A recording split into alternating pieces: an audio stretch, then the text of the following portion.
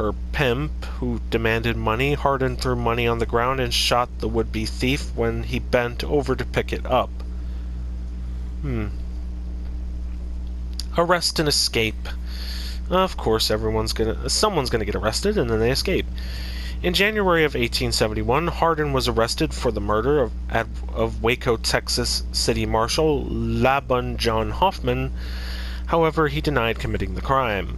Following his arrest, he was held temporarily in a log jail in the town of Marshall, awaiting transfer to Waco for trial. While locked up, he bought a revolver from another prisoner. Two Texas state policemen, Captain Edward T. Stakes and an officer named Jim Smalley, were assigned to escort Hardin to Waco for trial. According to Hardin, they tied him on to a horse with no saddle for the trip. While making camp along the way, Hardin escaped when Stakes went to procure fodder for the horses. He claims he was left alone with Smalley, who began to taunt and beat the then 17-year-old prisoner with the butt of his pistol. Hardin says he fled, crying, and huddled against his pony's flank, hidden by the animal. He pulled out a gun and fatally shot Smalley and used his horse to escape. Hardin then claimed that while on the run, he was arrested by three men named Smith, Jones, and Davis, but in Bell County, Texas, he killed all three with their own guns. After, they became drunk and careless and escaped again. A Texas historical marker notes that in the 1870s, Hardin hid... Yeah, I don't know who this person is we're watching through first-person view. It sounds like they can't breathe. Breathe, Timothy, breathe! I don't know if that's his name, but I'm going to assume it is. Hid out in the vicinity of Pilgrim, Texas, which Hardin did in the 1870s.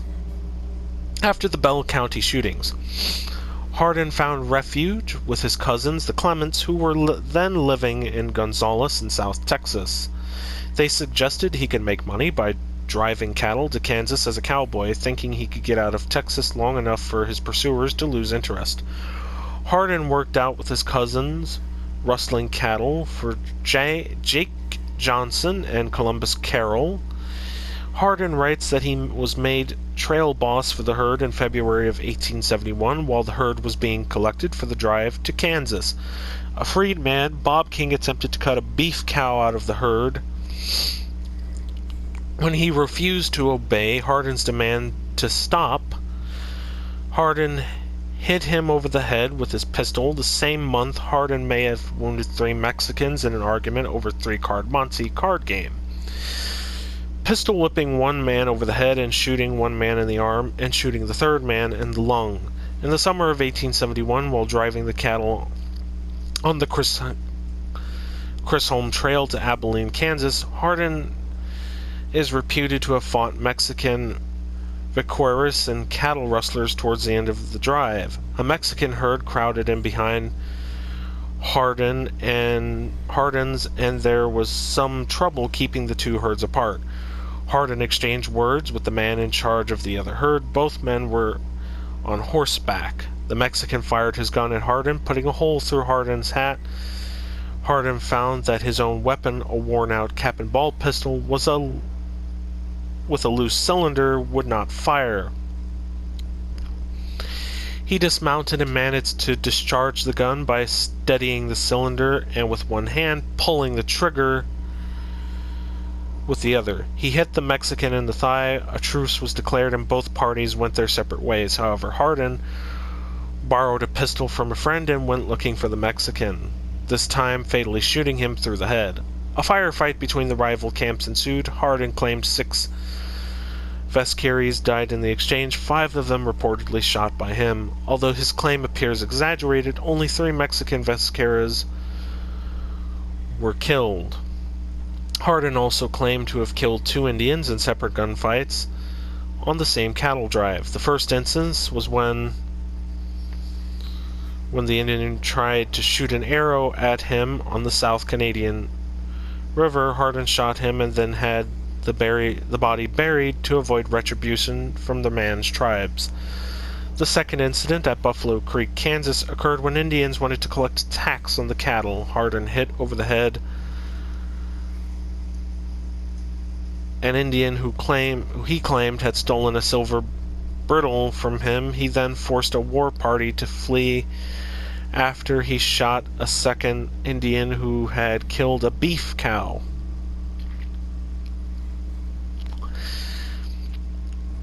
After arriving in Abilene, Hardin claimed that he and a companion named Payne got into an argument in a restaurant with an anti-Texan, which left Payne wounded in one arm and the stranger shot in the mouth by Hardin's bullet.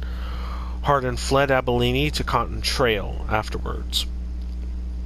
On July 4th, 1871, a Texas trail boss named William Cochran was killed on the Cottonwood Trail, 40 miles south of Abilene, by an unarmed Mexican who fled south and was subsequently killed by two cowboys in the Sumner County, Kansas restaurant on July 20th.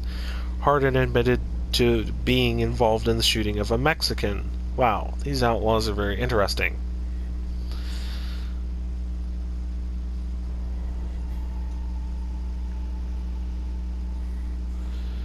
There were multiple gunfights following his escape. Hardin claimed to be involved in the following gunfights. In September 1871, Hardin was involved in a gunfight with two Texas special policemen, two freed men, Privates Green Paramore and John Lakey, during which Paramore was killed and Lakey wounded. In 1871, a black posse from Austin, Texas, came after him for killing Paramore, but said that they returned sadder and wiser after he ambushed and killed 3 of their men. In 1872, after 45 miles outside of Corpus Christi, Texas, he was followed by 2 Mexicans. He shot one off his horse while the other quit the fight.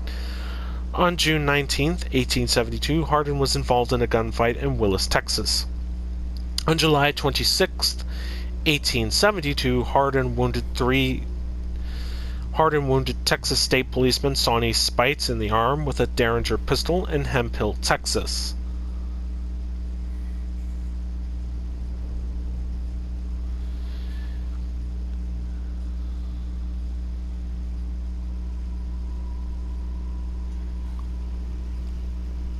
Capture and tried. On January 20th, 1875, the Texas legislature authorized Governor Richard B. Hubbard to offer a $4,000 reward for Hardin's arrest. An undercover Texas Ranger named Jack Duncan intercepted a letter sent to Hardin's father-in-law by Hardin's brother-in-law Joshua Robert Brown Bowen. The letter mentioned that Hardin was hiding out on the Alabama-Florida border using the name James W. Swain in his autobiography. Hardin admitted that he had adopted this alias from Brenham, Texas town Marshal Henry Swain, who had married a cousin of Hardin's named Molly Parks. In March 1876, Hardin wounded a man in Florida who had tried to mediate a quarrel between him and another man in November 1876 in Mobile, Alabama.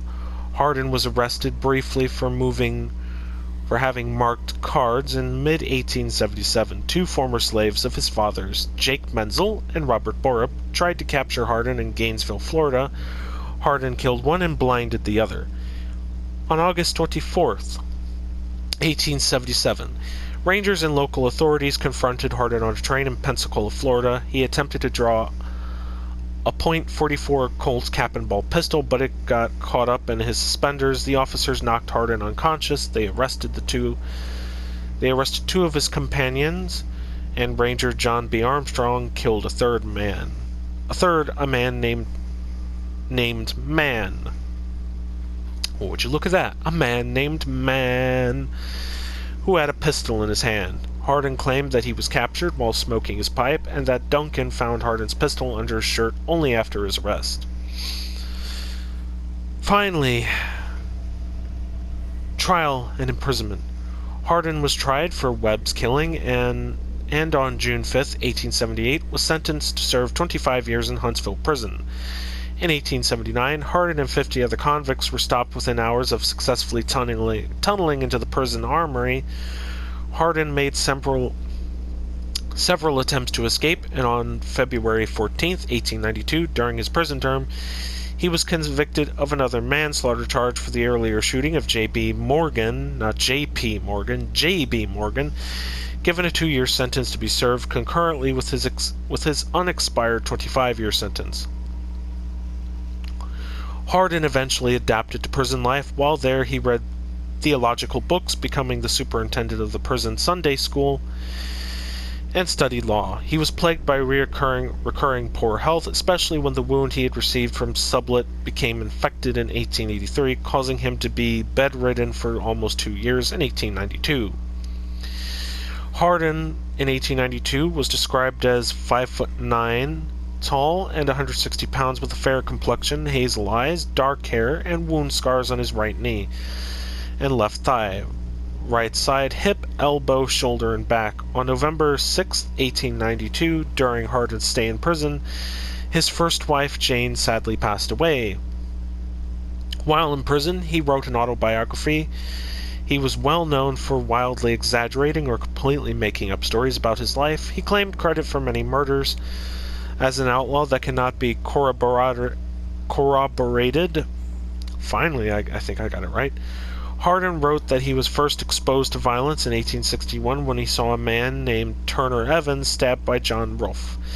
Evans died of his injuries and Ruff was jailed. Hardin wrote, Readers, you see what drink and passion will do. If you wish to be successful in life, be temperate and control your passions. If you don't, ruin and death is the result. After prison. On February 17, 1894, Hardin was released from prison, having served 17 years of his 25-year sentence. He was 40 years old when he returned to Gonzales, Texas. Oh, look at that, the kid's finally moving. He was 40 years old when he returned to Gonzales, Texas later that year on March 16th. Hardin was pardoned, and on July 21st, he passed the state's bar examination, obtaining his license to practice law, according to a newspaper article in the year 1900. Shortly after being released from prison, Hardin committed negligent... Wow, talk about ruining what he could have been. Hardin committed negligent homicide when he made a $5 bet that he could, at the first shot, knock a Mexican man off the soapbox on which the man was sunning himself, winning the bet and leaving the man dead from the fall and not the gunshot. On January 9, 1895, Hardin married a 15-year-old girl named Callie Lewis. The marriage ended quickly, although it was never legally dissolved. Afterward, Hardin moved to El Paso, Texas. Death.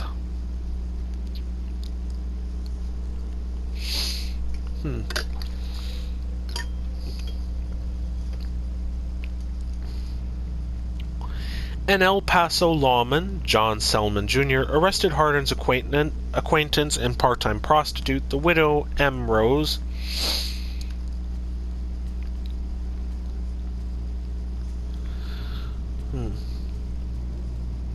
That child's going, whoever this is going somewhere that we're just watching through first-person view. I must have superpowers then if I can just watch random people. Who knows? For brandishing a gun in public. Hardin confronted Selman, and the two men argued. Some accounts state that Hardin pistol-whipped the younger man. Selman's 56-year-old father, Constable Selman Sr., himself a notorious gunman and former outlaw, approached Hardin on the afternoon on August 19, 1895, and the two men exchanged heated words. That night, Hardin went to the Acme Saloon, where he began playing dice. His last words were 4 6s to beat. Shortly before midnight, Selman Sr. entered the saloon, walked up to Hardin from behind, and shot him in the head, killing him instantly. As Hardin lay on the floor, Selman fired 3 more shots into him. Hardin was buried the following day in Concordia Cemetery in El Paso. Selman Sr. was arrested for murder and stood trial. He claimed self-defense, stating that he witnessed Hardin attempting to draw his pistol upon seeing him enter the saloon, and a hung jury resulted in his being released on bond pending a retrial. However, before the retrial could be organized, Selman was killed in a shootout with the U.S. Marshal George Scarborough on April 6, 1896, during an argument following a card game. Apparently, there's also a reburial controversy, and I don't know why. A century later, on August 27th, 1995, there was a confrontation between 2 groups at the site of Hardin's grave. One group, representing several of Hardin's great-grandchildren, sought to relocate his body to Nixon, Texas, to be interred next to the grave of his first wife, Jane. The other group, consisting of locals from El Paso, sought to prevent the move at the cemetery. The group representing Hardin's descendants presented a disinterment permit for the body, while the El Pasoans presented a court order prohibiting its removal. Both sides accused the other parties of seeking the tourist revenue generated by the location of the body. A subsequent lawsuit ruled in favor of keeping the body in El Paso.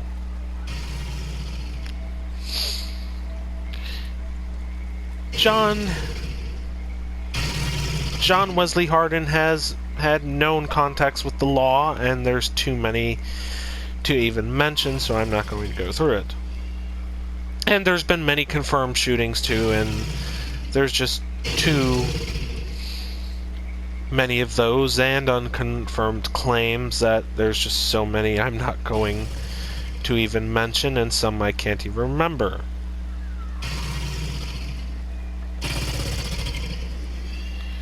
His legacy has left quite a bit on popular culture. The memorable circumstances and the sheer number of Hardin's life events, real or exaggerated, made him a legend of the Old West, an icon of American folklore. His autobiography was published posthumously in 1925 by Bandera publisher, historian, and journalist John Marvin Hunter, who founded both the Frontier Times magazine and the Frontier Times Museum. His firearms were sold. John Wesley Hardin's firearms were sold at auction in 2002 at an auction house in San Francisco. 3 lots of John Wesley Hardin's personal effects, 1 lot containing a deck of his playing cards, a deck of his business cards, and a contemporary newspaper account of his death sold for $15,250. The bullet that had killed Hardin sold for $80,000. Sadly, no movies have featured him at all, but what the heck. Perhaps someday we will get a movie, but that day may never come, which is alright, because you don't always have to be memorialized or remembered in a movie. You can only... My way of thinking is just remember them, what they did, and hopefully law enforcement by now have learned, and they have, as law enforcement has got more, shall we say, advanced.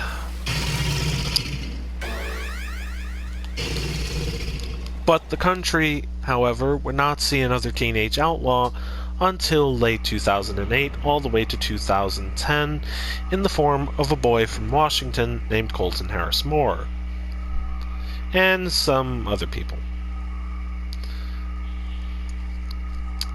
And that is it for today's video.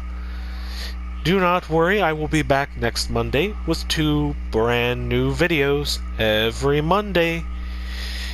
And remember, if you liked today's video about today's outlaw, be sure to like and subscribe and leave a comment in the comment section down below. I would love for what you amazing people have to say. And now someone's playing golf. Mini golf is quite fun. And as one YouTuber said, we shall do this again very soon, my friends.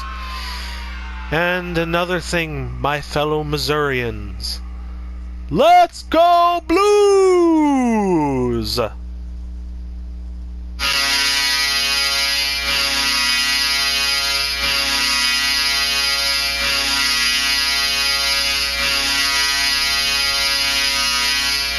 Colorado, we're here. We're coming for you.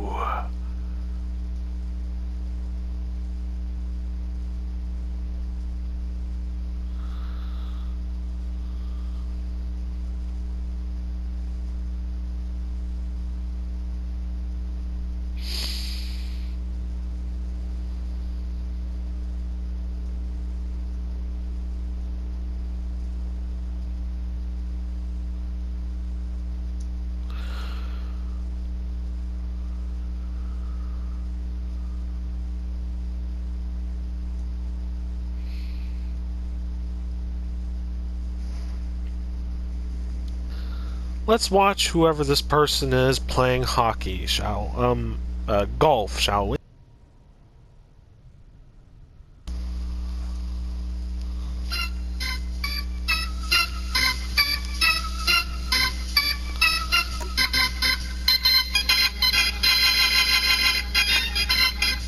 Oh, come on, whoever this person was.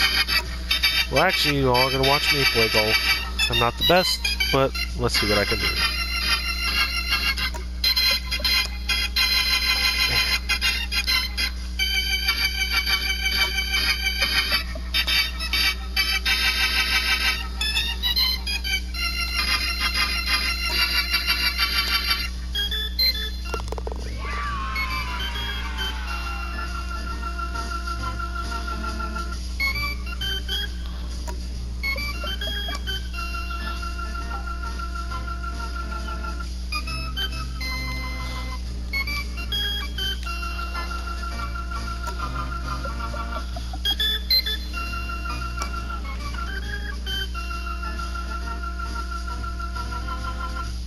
Oh, boss.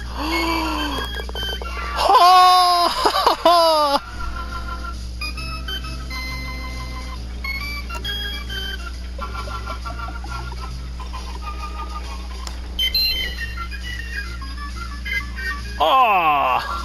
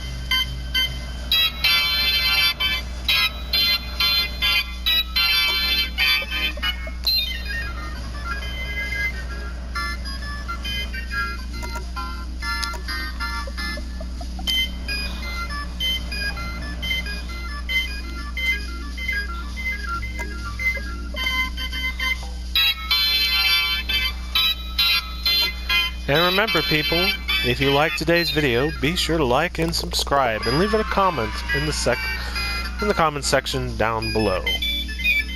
We thank you for watching today's video, and remember, Missourians, let's go Blues!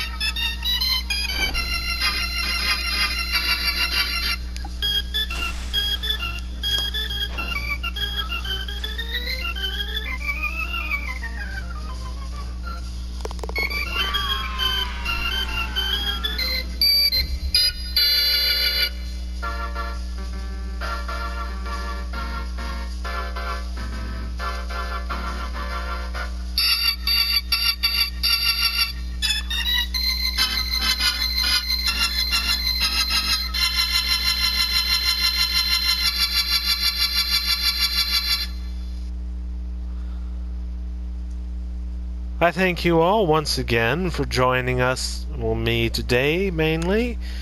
And remember, if you liked today's video, I do love people who subscribe, and I do treasure the people who watch me. And, yes, that is it for today's video. I shall see you all again next Monday for 2 other videos. And remember, we shall do this again, as one other YouTuber said, very soon, my friends. Next Monday. And goodbye, everyone.